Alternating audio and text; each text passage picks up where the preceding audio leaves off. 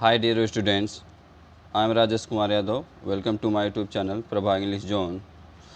आज हम लोग क्लास 12th की इंग्लिश का चैप्टर नंबर 2 लास्ट स्प्रिंग का हिंदी एक्सप्लेनेशन करना सीखेंगे. इससे पहले लेसन 1 का हिंदी एक्सप्लेनेशन आपको अच्छी तरह से समझा दिया गया है. आप चैनल की प्लेलिस्ट में जा कर के लेसन नंबर 1 लास्ट लेसन का हिंदी एक्सप्लेनेशन देख सकते हैं.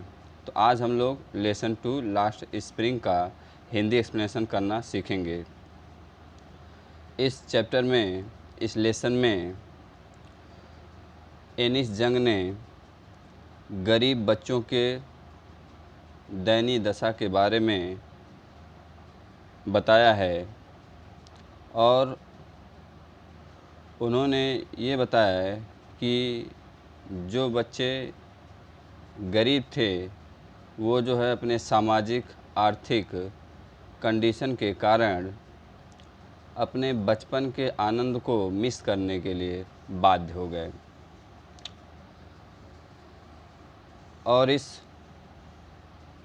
सामाजिक आर्थिक कंडीशन जो थी उनकी ख़राब थी, जिसके कारण स्कूली व्यवस्था उनके लिए नहीं हो पाई थी और जो स्कूल जाने का समय था उस समय वो काम करने के लिए बाध्य हो गए थे. तो आइए देर न करते हुए हम लोग जो है इसका हिंदी एक्सप्लेनेशन करना सीखते हैं. दिया है, sometimes I find a rupee in the garbage. Sometimes I find a rupee in the garbage. कभी कभी, sometimes means कभी कभी, I find मुझे मिल जाता है a rupee in the garbage. 1 रुपये in the garbage यानी गार्बेज में, कूड़े में. गार्बेज मीन्स कूड़ा. तो कह रहे हैं कि sometimes I find a rupee in the garbage. कभी कभी मुझे कूड़े में 1 रुपया मिल जाता है.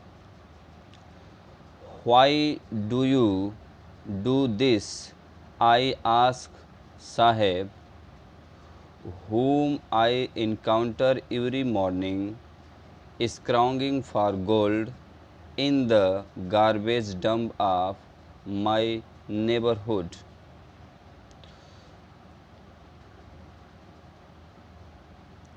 कह रहे हैं कि why do you do this,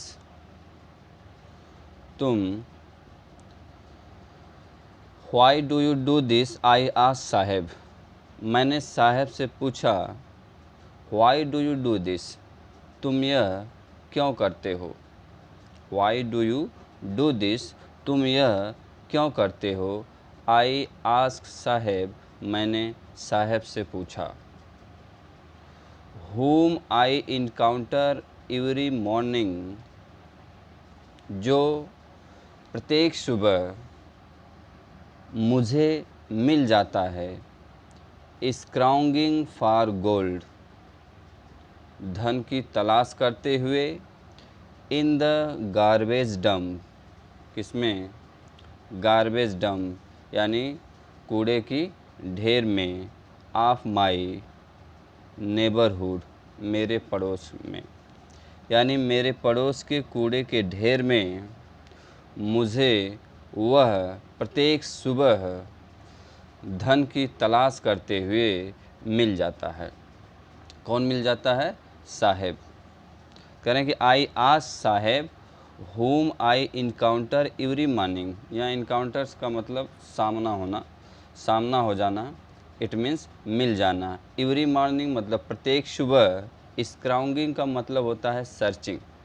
स्क्राउंगिंग means searching, मतलब तलाश करना या ढूंढना. फॉर गोल्ड, गोल्ड मीन्स तो होता है सोना. इट मीन्स यहाँ मतलब है धन से. गोल्ड का मतलब यहाँ धन से मतलब है.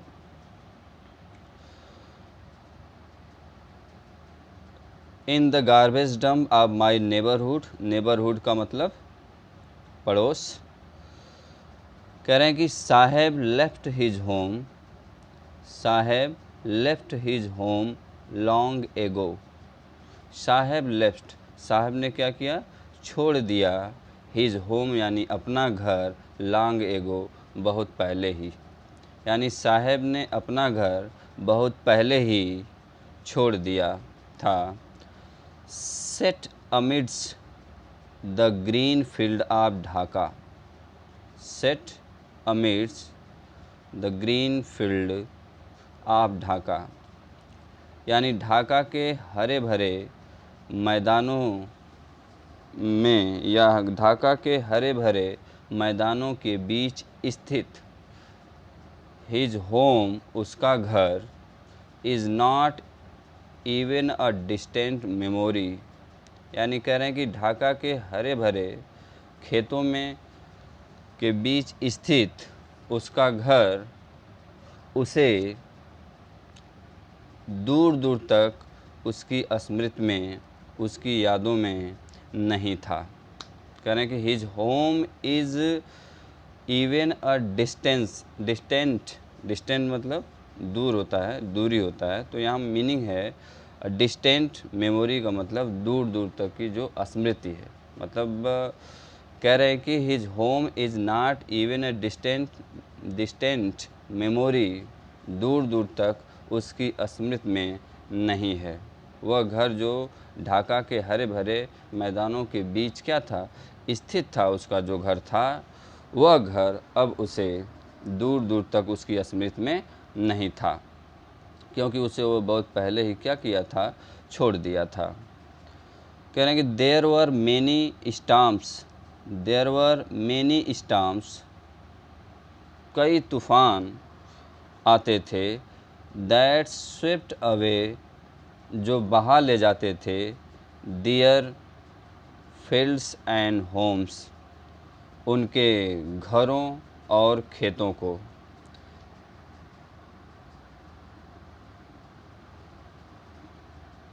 कह रहे हैं कि there were many storms that swept away their fields and home, उनके घरों और खेतों को बहा ले जाते थे। कौन बहा ले जाते थे, यानी कि देयर वर मेनी स्टॉर्म्स, कई तूफान आते थे, दैट जो स्वेप्ट अवे, जो बहा ले जाते थे, दियर फील्ड्स एंड होम्स, उनके घरों और खेतों को, यानी कई तूफान आते थे जो उनके घरों और खेतों को बहा ले जाते थे। हिज मदर टेल्स हिम, उसकी माँ उसे बताती हैं, उसकी माँ उसे बताती हैं कि कई तूफ़ान आते थे और उनके वो तूफ़ान जो थे वो उनके घरों और खेतों को बहा ले जाते थे। दैट्स वाई दे लेफ्ट, इसी कारण वे छोड़ दिए, क्या छोड़ दिए, ढाका को, यानी ढाका के हरे भरे मैदानों के बीच जो उनका घर स्थित था, उस घर को यही कारण है या इसी कारण वो उसे छोड़ दिए। एंड लुकिंग फॉर गोल्ड, और धन की तलाश कर रहे हैं, इन द बिग सिटी, बड़े शहर में। और क्या कर रहे हैं, बड़े शहर में धन की तलाश कर रहे हैं, इन द बिग सिटी, बड़े शहर में। किस चीज़ की तलाश कर रहे हैं, गोल्ड, गोल्ड मीन्स धन, लुकिंग फॉर मतलब तलाश करना, यानी कह रहे हैं कि that's why they left looking for gold in the big city, और बड़े शहर में धन की क्या कर रहे हैं, तलाश कर रहे हैं। वेयर, जहाँ, ही नाउ लिव्स, जहाँ अब वह रहता है। कौन रहता है, साहेब। कह रहे हैं कि I have nothing else to do, he mutters looking away, I have nothing else to do, कह रहे हैं कि आई हैव नथिंग, मेरे पास कुछ नहीं है, else to do, I have nothing else to do, he mutters looking away. कह रहे हैं कि आई हैव नथिंग, मेरे पास कुछ नहीं है, यानी मेरे पास कुछ नहीं है, एल्स टू डू, करने को, एल्स टू डू, इसके अलावा करने को, इसके अलावा कुछ करने के लिए मेरे पास कुछ नहीं है। इट मीन्स वो गार्बेज में, कूड़े में जो है धन की तलाश करने के अलावा मेरे पास कुछ करने के लिए नहीं है। ही मटर्स, वह बुदबुदाता है, वह धीरे से कहता है, लुकिंग अवे, यानी अपनी निगाह को बचाते हुए धीरे से वो बुदबुदाता है, कहता है कि मेरे पास इसके सिवा कुछ करने के लिए नहीं है, मेरे पास इसके सिवा कुछ करने के लिए नहीं है। इसका तात्पर्य कूड़े में धन की तलाश करना या कूड़ों को उठाना, इस कार्य के अलावा मेरे पास कुछ करने के लिए नहीं है। तो आगे लेखिका कहती हैं, गो टू स्कूल आई से ग्लीबली, गो टू स्कूल, स्कूल जाया करो, आई से, मैं कहती हूँ, ग्लीबली, बड़ी चतुराई के साथ, मैं बड़ी चतुराई के साथ उससे कहती हूँ कि स्कूल जाया करो। Realising immediately how hollow, realising immediately how hollow, immediately how hollow the advice must sound. जब मैं उसे ये कहती हूँ कि स्कूल जाया करो, बहुत चतुराई के साथ, ग्लीबली का मतलब चतुराई से, बड़ी चतुराई से मैं जब उससे कहती हूँ कि स्कूल जाया करो, यह कहने के बाद रियलाइजिंग इमीडिएटली, और तुरंत मैंने ये महसूस किया कि how hollow the advice must sound, ये मेरी जो सलाह थी ये कितनी खोखली उसे लगी होगी। तुरंत लेखिका ने ये महसूस किया। कह रहे हैं कि there is no school in my neighbourhood, और उसने जवाब में कहा कि मेरे पड़ोस में, मेरे पास में कोई स्कूल नहीं है। व्हेन दे बिल्ड वन, जब कोई एक स्कूल का निर्माण कर देगा, ये एक स्कूल बना देगा, तो आई विल गो, मैं जाऊंगा। जब कोई एक स्कूल बना देगा तो मैं स्कूल जाऊंगा। आगे देखते हैं अगला paragraph.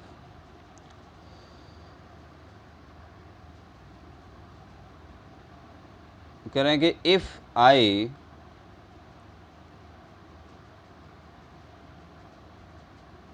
If I started a school will you come, I ask half joking. मैंने आधा मजाक करते हुए मैंने उससे कहा, if I start a school, यदि मैं एक स्कूल शुरू करूं तो विल यू कम, तो क्या तुम आओगे। आई आस्क हाफ जोकिंग, मैंने जो है आधा मजाक करते हुए उससे पूछा, तो उसने रिस्पांस दिया, एस ही सेज, एस हाँ, ही सेज वह कहता है, स्माइलिंग ब्रॉडली, मुस्कुराते हुए बढ़िया से। कहने कि एस ही सेज वह कहता है, स्माइलिंग ब्रॉडली, कैसे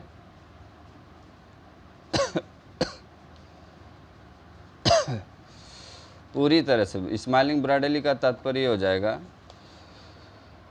खुलकर मुस्कुराते हुए उसने जवाब दिया, या वह कहता है, एस हाँ, यदि कोई स्कूल बना देगा तो मैं स्कूल जो है आऊँगा।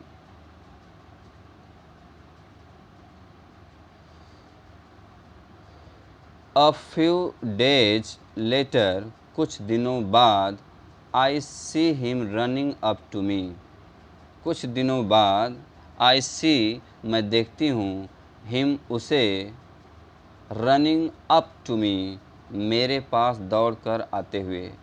कुछ दिनों बाद मैंने उसे दौड़कर मेरे पास आते हुए मैं देखती हूँ। Is your school ready? क्या आपका स्कूल तैयार है या क्या आपका स्कूल तैयार हो गया है? इट टेक्स, करें कि it takes longer to build a school. It takes longer to build a school I say. और मैं कहती हूँ, जब उसने पूछा कि इज़ योर स्कूल रेडी? क्या आपका स्कूल तैयार हो गया है? तो it takes longer to build a school I say, तो मैं कहती हूँ कि एक स्कूल बनाने में लंबा समय लगता है, यानी एक स्कूल तैयार करने में समय लगता है। आई से एम्बरेस्ड, एम्बरेस का मतलब होता है शर्मिंदगी, ग्लानि। एट हैविंग मेड अ प्रॉमिज, यानी जो है इस प्रकार का वादा करके शर्मिंदगी में मैं यह कहती हूँ कि एक स्कूल बनाने में समय लगता है, लंबा समय लगता है, काफ़ी समय लगता है। At having made a promise that was not meant, और इस प्रकार का वादा करना, दैट वाज नॉट मींट, जिसका कोई मतलब ही नहीं है। दैट वाज नॉट मींट, जिसका कोई मतलब नहीं है। बट, लेकिन, promises, but promises like mine, मेरे समान वादे, abounds in every corner, abound in every corner of his bleak world. Bleak का मतलब फीका, एवरी कॉर्नर दिया है, कॉर्नर मतलब, एवरी कॉर्नर मतलब प्रत्येक कोना, और ब्लीक का मतलब फीका, और अबाउंड का मतलब भरे पड़े रहना, भरे पड़े रहना। कह रहे हैं कि बट, लेकिन, प्रोमिसेस लाइक माइन, किंतु मेरे समान या मेरे जैसे वादे, अबाउंड्स भरे पड़े हैं, इन एवरी कॉर्नर प्रत्येक कोने में, ऑफ हिज ब्लीक वर्ड उसके फीके संसार के प्रत्येक कोने में मेरे जैसे वादे भरे पड़े हैं। कह रहे हैं कि after months of knowing him, उसे महीनों जानने के बाद, I ask him his name, मैंने उससे उसका नाम पूछा। महीनों जानने के बाद मैंने उससे उसका नाम पूछा। साहिबे आलम ही अनाउंस, वह घोषणा करता है कि साहिबे आलम, यानी वह अपना नाम बताता है। क्या बताता है? Saheb-e Alam. He does not know what it means, वह नहीं जानता है व्हाट इट मीन्स, कि इसका क्या मतलब है। इट मीन्स वह अपने नाम का मतलब नहीं जानता है। If he new it's meaning, यदि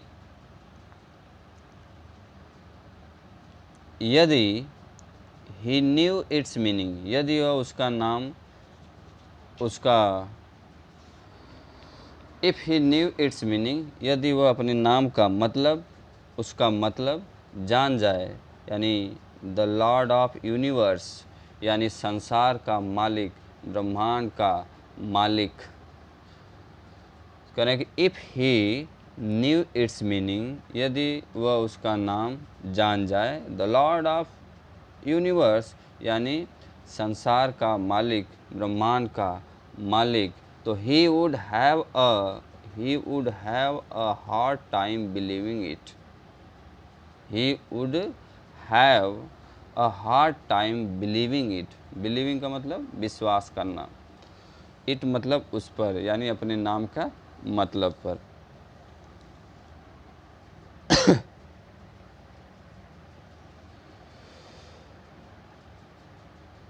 He would have a hard time believing it। पुनः देखें if से, if he knew its meaning। यदि, अगर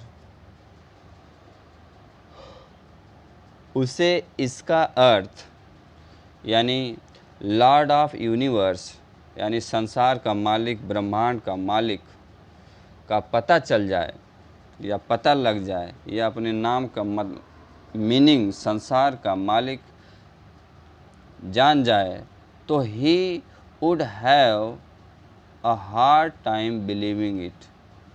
तो उसे इस नाम पर विश्वास करना मुश्किल हो जाए। कह रहे he would have a hard time believing it, तो उसे अपने इस नाम के अर्थ पर, है ना, विश्वास करना मुश्किल हो जाए।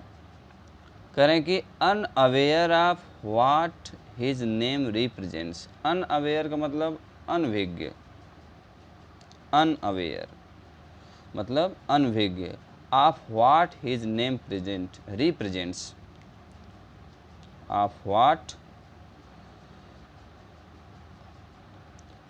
Unaware of what his name represents, यानी अपने नाम के अर्थ से अनभिज्ञ। ही रोम्स, वह घूमता है, द स्ट्रीट मतलब गलियों में, विद हिज फ्रेंड्स अपने मित्रों के साथ, an army of barefoot boys, यानी नंगे पांव रहने वाले बच्चों की एक फ़ौज के साथ, अपने मित्रों के साथ वह गलियों में घूमता है। मतलब अपने नाम के अर्थ से अनभिज्ञ वह नंगे पांव रहने वाले बच्चों की एक फ़ौज के साथ, यानी अपने मित्रों के साथ गलियों में घूमता है। Who appears like morning birds, जो सुबह पक्षियों के समान अपीयर प्रकट होते हैं, and disappear, and disappear at noon, और दोपहर को गायब हो जाते हैं। जो पक्षियों के समान या पक्षियों की भांति सुबह के समय प्रकट होते हैं, यानी अपीयर होते हैं, और दोपहर के समय गायब हो जाते हैं।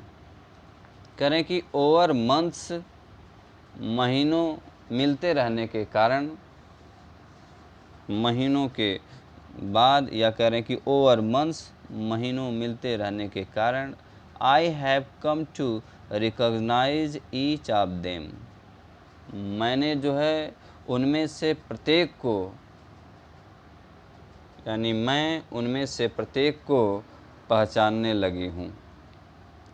एनिस जंग कह रही हैं कि ओवर मंथ्स, महीनों मिलते रहने के कारण, यानी महीनों उनसे बार बार मिलते रहने के कारण, I have come to recognise, recognise मतलब पहचानना, ईच ऑफ देम, उनमें से प्रत्येक को, यानी I have come to recognise each of them, उनमें से प्रत्येक को मैं क्या करने लगी हूँ, पहचानने लगी हूँ। आगे देखते हैं। उम्मीद है कि यहाँ तक आपको हिंदी एक्सप्लेनेशन अच्छी तरह से समझ में आया होगा। आगे बढ़ते हैं हम लोग। Why aren't you wearing chappals? I ask one। मैंने जो है एक बच्चे से पूछा, Why aren't you wearing chappals? I ask one। एनिस जंग कह रही हैं कि मैं एक बच्चे से पूछती हूँ कि why aren't you wearing chappals, तुमने या तुम जो है चप्पल्स क्यों नहीं पहन रखी है, या तुमने जो है चप्पल्स क्यों नहीं पहन रखी है। तो उसने कुछ जवाब दिया, my mother did not bring them down from the self. ये सेल्फ SHELF, इस सेल्फ का मतलब ताक या आप कह लीजिए अटारी। जैसे हम लोगों के घर में टाड़ बनते हैं कमरों में जो है, उसी तरह से ये सेल्फ की मीनिंग जो है अटारी, या आप कह सकते हैं टाड़ या ताक। ही आंसर्स सिंपली, वह साधारण रूप से जवाब देता है कि my mother did not bring them down. मेरी माँ जो है उसे अटारी से नीचे नहीं उतारती थी। सीधा साधा साधारण रूप से जवाब देता है कि my mother did not bring them down, वो उसे नीचे नहीं उतारती हैं। फ्रॉम द सेल्फ, कहाँ से नहीं उतारती हैं? सेल्फ यानी अटारी से। यानी वो उसने कहा कि मेरी माँ ने उन्हें यानी जो है चप्पल्स को जो है अटारी से नीचे नहीं उतारा। करें कि even if C did,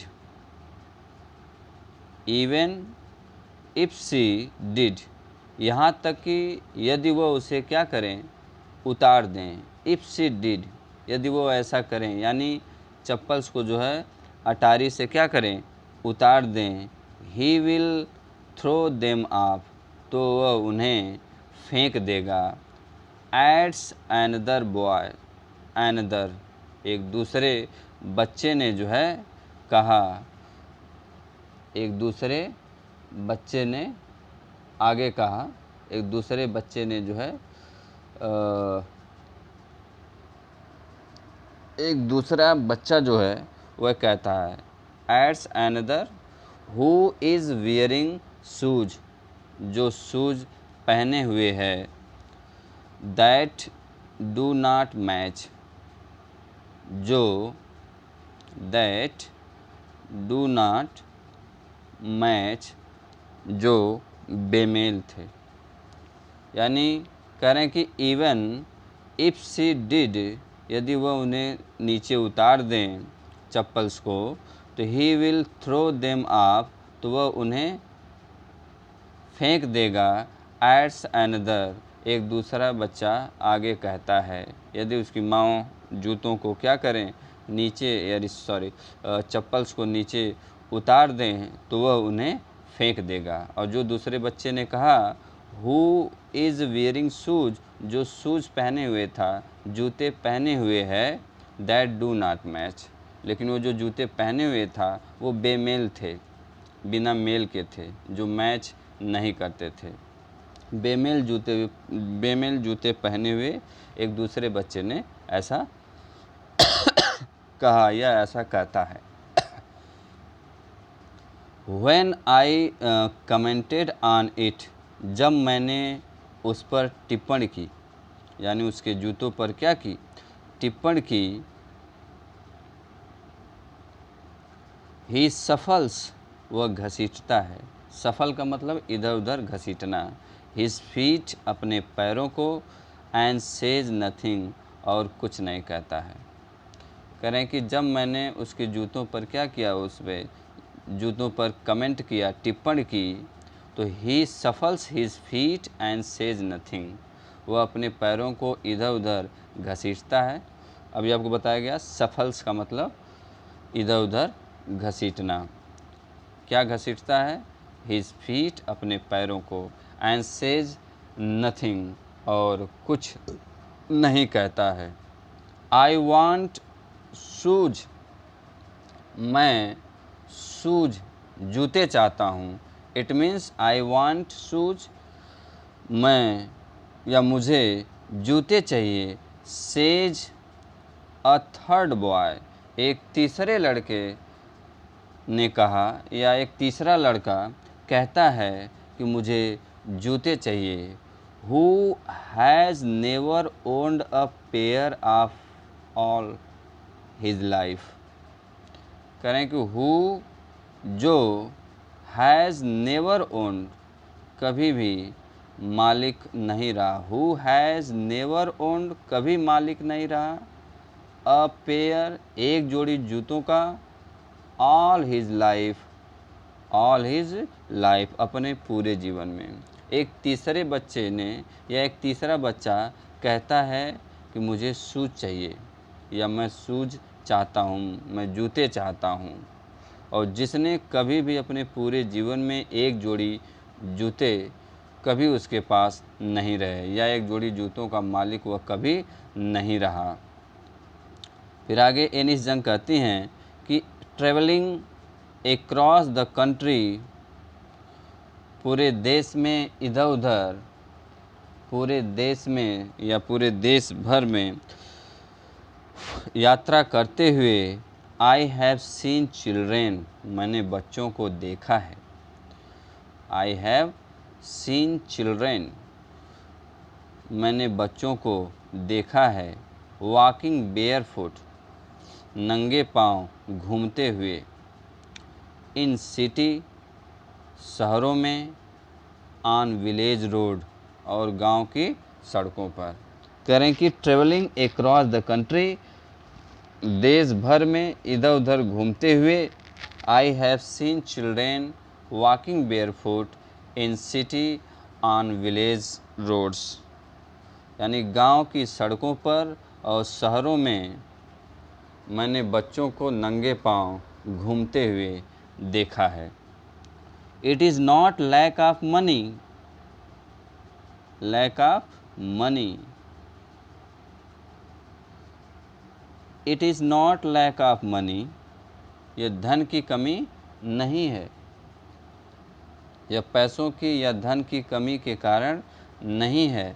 but a tradition to stay barefoot, कह रहे हैं कि यह धन की कमी के कारण नहीं है, बल्कि बट अ ट्रेडिशन, बल्कि एक परंपरा है। टू स्टे बेयरफुट, नंगे पांव रहना, यानी नंगे पांव रहना एक क्या है, परंपरा है। इज़ वन एक्सप्लेनेशन, इसकी सिर्फ एक ही व्याख्या है या एक स्पष्टीकरण है। आगे कहते हैं कि आई वंडर, मैं आश्चर्य या मुझे आश्चर्य है या मैं हैरान हूँ। If this is only an excuse, if, I wonder if this, मैं हैरान हूँ कि क्या, this is only an excuse, यह केवल एक बहाना नहीं है। टू एक्सप्लेन अवे, व्याख्या करना। अ perpetual state of poverty, perpetual का मतलब यहाँ कंटिन्यूस है। परपेचुअल का मतलब लगातार से मीनिंग है। परपेचुअल स्टेट ऑफ पॉवर्टी यानी सतत, हमेशा। अ परपेचुअल स्टेट मतलब सतत रहने वाली दशा ऑफ पॉवर्टी यानी गरीबी की। कहने का मतलब लगातार यानी सतत रहने वाली गरीबी की दशा की व्याख्या करना या व्याख्या करने के लिए यह एक बहाना नहीं है। मैं हैरान हूँ, I wonder if this is only an excuse, यह केवल एक बहाना नहीं है। टू एक्सप्लेन अवे, व्याख्या करने के लिए। अ परपेचुअल स्टेट ऑफ पॉवर्टी, एक जो है लगातार या सतत बनी रहने वाली गरीबी की दशा का एक बहाना है। कहने कि आई रिमेंबर अ स्टोरी, मुझे एक कहानी। I remember a story of a man from Udupi once told me, once told मी।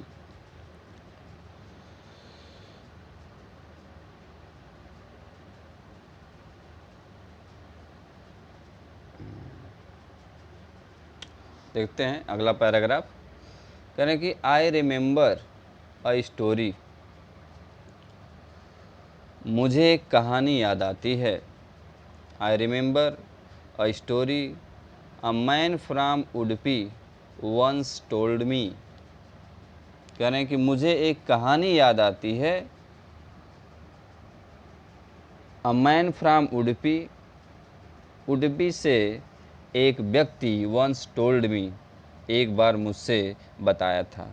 यानी मुझे एक कहानी याद आती है जो उडुपी के एक आदमी ने, एक व्यक्ति ने मुझे एक बार सुनाई थी या बताई थी। एज अ यंग बॉय, एक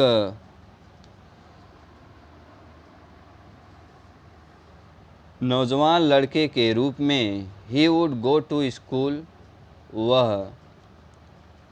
ही would go to school past and old temple.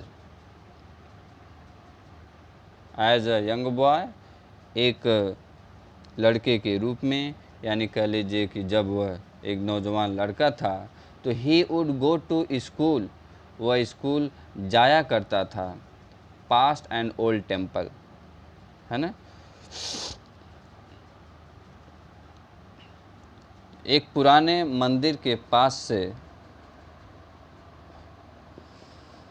And past and old temple, एक पुराने मंदिर के पास से होकर वह स्कूल जाया करता था। पुनः देखें, as a young boy he would go to school, एक नौजवान बच्चे के रूप में वह स्कूल जाया करता था। पास्ट एंड ओल्ड टेम्पल, एक पुराने मंदिर के पास से, एक पुराने मंदिर के पास से गुजरता था। Where his father was a priest, जहाँ उसके पिताजी एक पुजारी थे, जहाँ उसके पिताजी पुजारी थे। एज अ यंग बॉय, एक नौजवान बच्चे के रूप में, यानी कह रहे हैं कि जब वह एक लड़का था तब वह स्कूल जाते वक्त पुराने मंदिर के पास से गुजरता था। Where his father was a priest, जहाँ उसके पिताजी एक पुजारी थे। He would stop briefly at the temple and pray for a pair of shoes. He would stop, वह रुक जाया करता था, वह ठहर जाया करता था। ब्रीफली एट द टेम्पल, यानी थोड़ी देर तक वह मंदिर पर ठहरता था, रुक जाया करता था। And pray for a pair of shoes, और एक जोड़ी जूते के लिए प्रार्थना करता था। पुनः देखें, ही वुड स्टॉप ब्रीफली, वो कुछ समय तक रुक जाया करता था। कहाँ रुक जाया करता था? एट द टेम्पल, मंदिर पर, यानी मंदिर पर कुछ समय के लिए रुक जाया करता था। And pray for a pair of shoes, और एक जोड़ी जूतों के लिए प्रार्थना करता था। क्या करता था? प्रार्थना किया करता था। आगे देखते हैं। 30 years later, 30 years later, 30 साल बाद, I visited his town and the temple. 30 साल बाद मैंने उसके कस्बे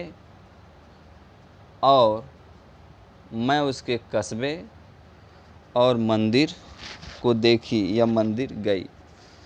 कनेक्ट 30 years later, 30 साल बाद, मैं विजिटेड, देखी, his town and the temple, उसके कस्बे और मंदिर को। Which was now ड्रॉन्ड in an air of, जो अब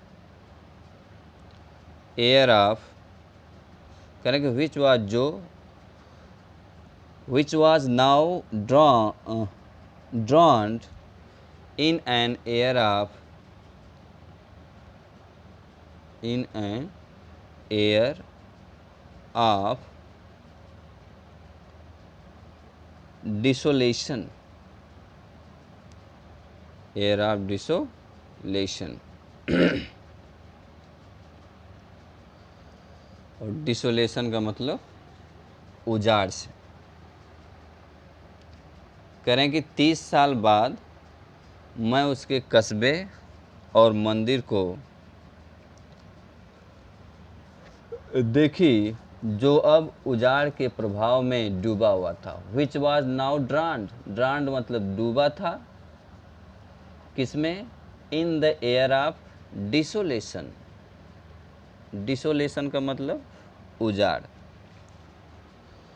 तो डिसोलेशन यानी उजाड़ के प्रभाव में डूबा था। इन the backyard, in the backyard पीछे, यानी इन द बैकयार्ड पिछले आंगन में, यानी कह लीजिए पिछवाड़े में, यानी पिछले आंगन में। वेयर लिव्ड पीछे में, इन द बैकयार्ड पीछे। Where lived the new priest जहाँ एक नया पुजारी रहता था, एक नया पुजारी रहता था। There were red and white plastic chair, लाल और सफ़ेद प्लास्टिक की कुर्सियाँ थीं। There were red and white plastic chairs, लाल और सफ़ेद प्लास्टिक की कुर्सियाँ थीं। A young boy dressed in a grey uniform, एक छोटा लड़का, एक नौजवान लड़का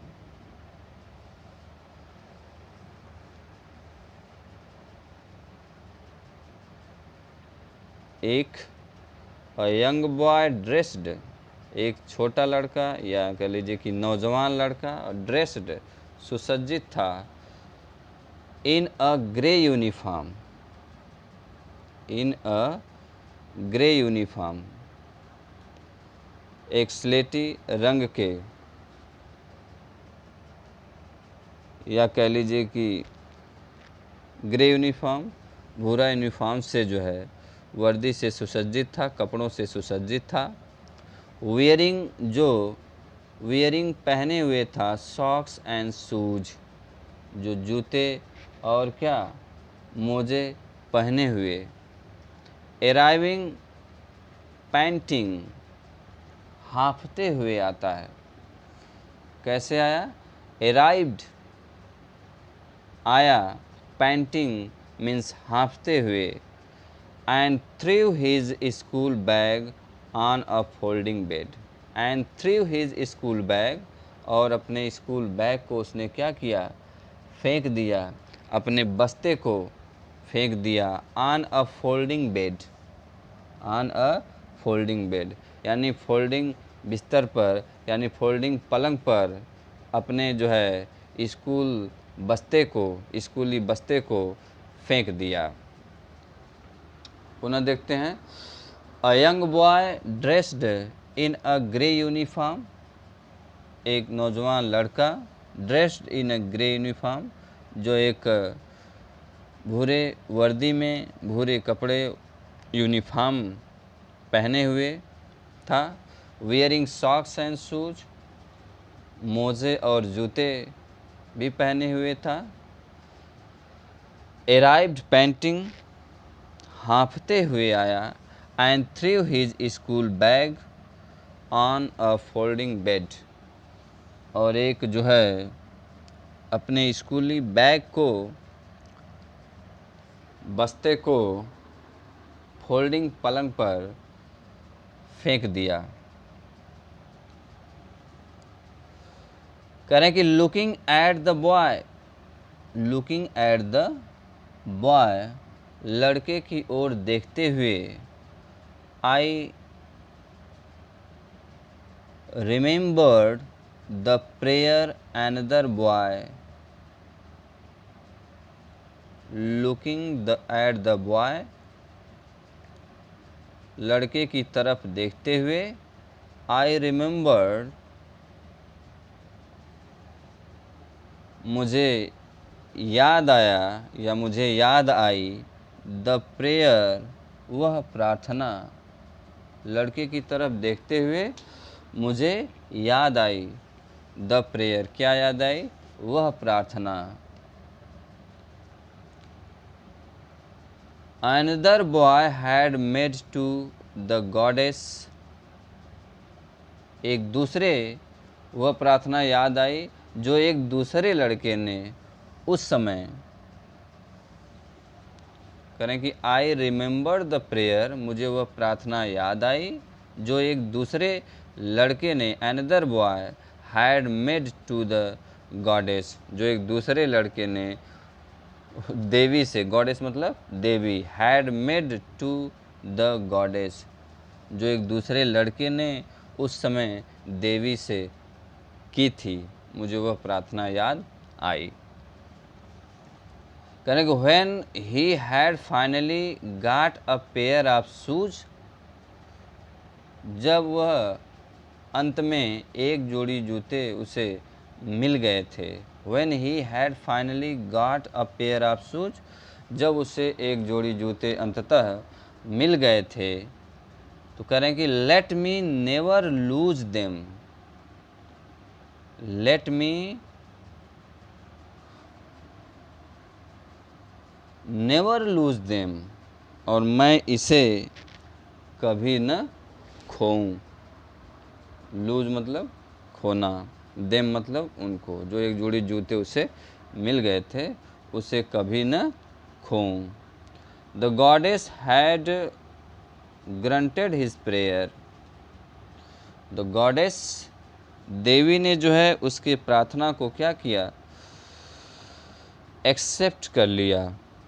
ग्रंटेड का मतलब स्वीकार कर लेने से, ग्रंट का मतलब अनुमति देना होता है, तो यहाँ मीनिंग है इसका, the goddess had granted his prayer, देवी ने उसकी प्रार्थना स्वीकार कर ली थी। Young boys like the son of the priest, नौजवान बच्चे, करें young boys like the son of the priest, यानी पुजारी के बच्चे के समान, जो छोटे छोटे बच्चे थे, जो छोटे बच्चे थे, यंग बच्चे थे। नाउ और शूज, अब जूते पहने थे। फिर से देखते हैं, young boys like the son of the priest, पुजारी के पुत्र के समान छोटे बच्चे, नाउ वोर शूज, अब जूते पहन रखे थे। बट मेनी अदर्स, लेकिन कई दूसरे, लाइक द रैग पीकर्स, कूड़ा करकट बीनने वालों के समान, कह रहे हैं कि बट मेनी अदर्स, कई दूसरे, अनेक बच्चे, लाइक द रैग पीकर्स, कूड़ा करकट बीनने वाले बच्चों के समान, इन माई नेबरहुड, मेरे पड़ोस में, रिमेन शूजलेस, रिमेन शूजलेस, अब भी बिना जूतों के रहते हैं। कह रहे हैं कि but many others like rag pickers in my neighbourhood, मेरे